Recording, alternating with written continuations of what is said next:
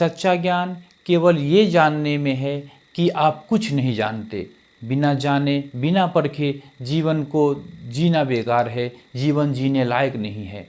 केवल एक और एक ही अच्छाई है, वो है ज्ञान, और केवल एक बुराई है, वो है अज्ञानता। दोस्तों, ये शब्द हैं इस पृथ्वी के अभी तक के इतिहास के सबसे बड़े दार्शनिक सुकरात के। जी हाँ, सुकरात, जिसका जन्म आज से लगभग 470 ईसा पूर्व एथेंस में हुआ था। ये अभी तक के जितने भी दार्शनिक हुए हैं उन सभी दार्शनिकों में सबसे महान दार्शनिक हुआ था। लेकिन इस दार्शनिक का, ये इतने बड़े दार्शनिक का अंत भी उसी तरीके से हुआ जिस तरीके से इसके दर्शन शास्त्र का कोई शान नहीं है। दोस्तों, इस दार्शनिक की जो मृत्यु है वो एक बहुत ही खतरनाक जहर देने से हुई थी। थोड़ा सा चर्चा करेंगे इस दार्शनिक के बारे में जिसका नाम सुकरात था। सुकरात एथेंस में एक अच्छे खासे खाते पीते कह सकते हैं परिवार में इनका जन्म हुआ था, और ये दर्शन जन्म हुआ था, और ये वहीं पले बढ़े थे एथेंस में। छोटे से पीरियड के लिए बस ये एथेंस से बाहर गए थे, जो कि सैनिक कार्य था, जो कि उस वक्त एथेंस में सैनिक योगदान देना हर एक नागरिक के लिए ज़रूरी था। इसलिए उस छोटे से ड्यूरेशन के लिए वो एथेंस से बाहर गए थे, अन्यथा ये पूरी जीवन अपने इन्होंने एथेंस में ही काटी थी। ऐसा कहा जाता है, इनके शिष्यों ने जैसा लिखा है, शिष्यों में प्लेटो जैसे लोग हुए हैं जो कि इनके शिष्य थे। प्लेटो ने बताया है, अपने किसी रचना में लिखी है कि सुकरात दिखने में बहुत ही कुरूप थे और अच्छे नहीं दिखते थे। इनकी छोटी और चौड़ी नाक थी, आँख बाहर की तरफ निकले हुए थे, बड़ा सा पेट था, और नंगे पाँव ही पूरे एथेंस में घूमा करते थे।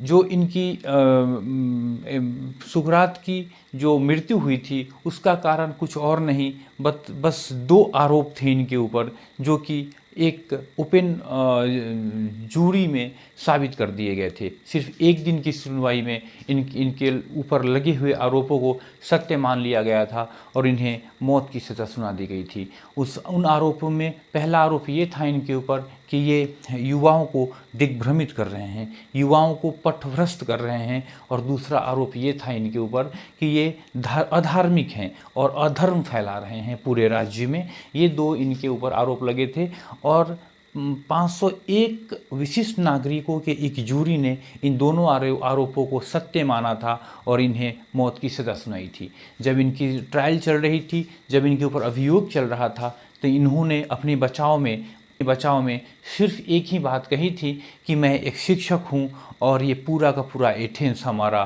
क्लासरूम है या हमारी कक्षा है। मैं घूम घूम कर लोगों को शिक्षा देता हूँ, लोगों को जागृत करता हूँ, लोगों को ये बताने की कोशिश करता हूँ कि ये जानो कि तुम क्या हो। जब इन्हें मौत की सज़ा दी गई थी, मौत की सज़ा देने के बाद इन्हें जब कारावास में लेके जाया जा रहा था, जेल में लेकर जाया जा रहा था, तो इनके जो अनुयायी थे, इनके जो शिष्य थे, इन लोगों ने किसी तरीके से इनके भागने का, वहाँ से निकलकर एथेंस छोड़कर जाने का रास्ता प्रशस्त कर दिया था। पूरी की पूरी व्यवस्था कर दी थी, पूरी प्लानिंग कर दी थी, और इनसे कहा था कि आप एथेंस छोड़कर चले जाएं।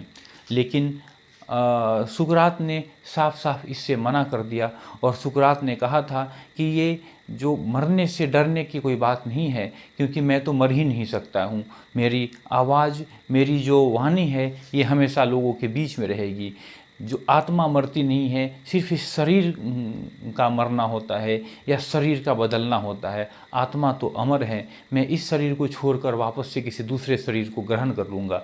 यही सुकरात के वचन थे जब उनसे कहा गया था कि आप यहाँ से एथेंस छोड़कर चले जाएं। उन्होंने आभार व्यक्त किया था अपने शिष्यों के प्रति, उन लोगों के प्रति जिन लोगों ने इस तरीके की व्यवस्था बनाई थी, लेकिन इन्होंने एथेंस छोड़ने से साफ साफ मना कर दिया था। इन्होंने कहा था कि मैंने जिंदगी को जीकर देख लिया, अब मर के देखना चाहता हूं कि आखिर मृत्यु कैसी होती है। जिंदगी का स्वाद हमने चख लिया है, अब मृत्यु का स्वाद मैं चखना चाहता हूं कि आखिर ये मृत्यु होती कैसी है। इस तरीके के शब्दों के साथ उन्होंने साफ साफ वहाँ से भागने से मना कर दिया था। दोस्तों, जब सुकरात जब जेल में थे, कारावास में थे, अपनी मृत्यु के इंतज़ार में थे, तो कहा जाता है कि जब जो विष बनाने वाला इंसान था, वो विष को घूंट रहा था, विष को बना रहा था। जब विष को बनाने में विलम्ब हो रहा था, तो सुकरात घबरा रहे थे। घबरा वो इसलिए नहीं रहे थे कि इन्हें मरना है, बल्कि ये घबरा इसलिए रहे थे कि आखिर विष लाने में इतना समय क्यों लग रहा है, इतना विलम्ब क्यों हो रहा है। जब इन्होंने उस विष बनाने वाले से पूछा कि इतनी देर क्यों हो रही है, तो उसने कहा कि हे महापुरुष, मैं चाह रहा हूँ कि कम से कम इतने बड़े महापुरुष कुछ और समय के लिए, कुछ और पल के लिए इस पृथ्वी पे रहें। तो इस बात पे सुकरात ने कहा कि मेरे कुछ पल रहने और न रहने से बहुत कुछ फ़र्क नहीं पड़ता, तुम जल्दी से विष लाओ और मुझे उस अद्भुत आनंद को प्राप्त करने जिसके मैं इंतज़ार में हूँ। इसके बाद उस विष बनाने वाले ने विष का प्याला, जिसे हेमलॉक कहते हैं, हेमलॉक भरे प्याले को सुकरात को थमा दिया, और सुकरात ने पूरे प्याले को ऐसे गटक लिया, ऐसे पी लिया जैसे वो पानी पी रहे हों, और वो वहीं पे लेट गए, आंख बंद कर लेटे हुए थे। बाकी के उनके शिष्य, उनके जो भी अनुयायी थे, वो बहुत चिंतित और दुखी नज़र आ रहे थे।